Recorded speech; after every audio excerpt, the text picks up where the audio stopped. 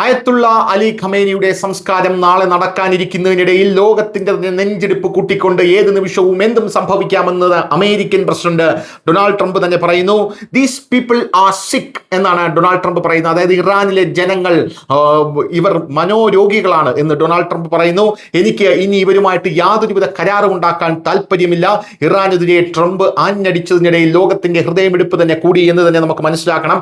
കഴിഞ്ഞ ദിവസമാണ് ഇറാൻ ഖത്തറിന്റെ കപ്പലിനെ ആക്രമിച്ചത്. ഇതോടുകൂടി അമേരിക്ക കനത്ത ആക്രമണം ഇറാന് നേരെ തുടങ്ങുകയായിരുന്നു. 80 സ്ഥലങ്ങളിലാണ് അമേരിക്ക ഇറാനിൽ ബോംബിട്ടത്. ഇതേ തുടർന്ന് ബഹ്റൈനിലടക്കം വലിയ തിരിച്ചടി ഇവർ നൽകിയിട്ടുണ്ട്, ഇറാൻ നൽകിയിട്ടുണ്ട്. ഇപ്പോഴിതാ നാളെ ആ ഒരു ചടങ്ങിനിടയിൽ എന്തെങ്കിലും സംഭവിക്കുമോ എന്നുള്ളതാണ് പല ആൾക്കാരും ഉറ്റുനോക്കുന്നതിന്റെ പ്രധാനപ്പെട്ട കാരണം. നേരത്തെ ട്രംപ് പറഞ്ഞിരുന്നു എല്ലാ നേതാക്കന്മാരെയും ഒരു കൊടക്കീഴിൽ കിട്ടും, ഒറ്റ വെടിക്ക് തീർക്കാവുന്നതേ ഉള്ളൂ എന്ന് ട്രംപ് പറഞ്ഞിരുന്നു. എന്തായാലും തുർക്കിയിലെ അങ്കാറയിൽ നടന്നുകൊണ്ടിരിക്കുന്ന നാറ്റോ ഉച്ചകോടിക്കിടെ മാധ്യമങ്ങളോട് സംസാരിക്കുകയായിരുന്നു American president Donald Trump. Iranian ജനതയെക്കുറിച്ച് അദ്ദേഹം പറഞ്ഞത് അവർ മനോരോഗികളാണ്, അവരുമായി ഒരു കരാറിലും ഏർപ്പെടാൻ ഞാൻ ആഗ്രഹിക്കുന്നില്ല. ഇറാനുമായുള്ള കരാറിന്റെ പരിധി ഇപ്പോൾ ഇവിടെ അവസാനിച്ചിരിക്കുന്നു, വെടിനിർത്തൽ കരാർ അവസാനിച്ചിരിക്കുന്നു എന്നാണ് ഡൊണാൾഡ് ട്രംപ് പറഞ്ഞിരിക്കുന്നത്. ഇറാനെ കൂടാതെ നാറ്റോ, ഗ്രീൻലാൻഡ്, സ്പെയിൻ എന്നിവയെക്കുറിച്ചും നാറ്റോ യോഗത്തിൽ ട്രംപ് രൂക്ഷമായ വിമർശനങ്ങൾ നടത്തി.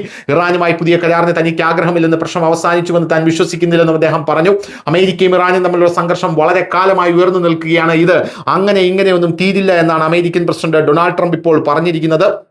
ഡൊണാൾഡ് ട്രംപിന്റെ ഈ വാക്ക് വളരെയധികം ലോകത്തിന്റെ ഹൃദയമിടിപ്പ് കൂട്ടുക മാത്രമല്ല ചെയ്തിട്ടുള്ളത്, എന്ത് ചെയ്യണം എന്നറിയാത്ത രീതിയിലാണ് ലോകരാജ്യങ്ങൾ ഇപ്പോൾ നിലനിൽക്കുന്നത്.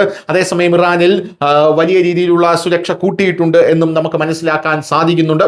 അടുത്ത ദിവസം ഇന്ത്യയുടെ ഉപരാഷ്ട്രപതിയായിട്ടുള്ള വ്യക്തിയടക്കം അവിടെ ഖമേനിയുടെ ശവസംസ്കാരത്തിൽ പങ്കെടുക്കുന്നു എന്നുള്ളത് നമ്മൾ എടുത്തു കാണേണ്ട ഒരു വസ്തുതയാണ്. ഇറാനിൽ US വ്യോമാക്രമണം നടത്തിയ ശേഷം ഗൾഫ് രാജ്യങ്ങളും ഇപ്പോൾ വലിയ രീതിയിൽ ജാഗ്രതാ നിർദ്ദേശം പുറപ്പെടുവിച്ചിട്ടുണ്ട്. News desk, news India Malayalam.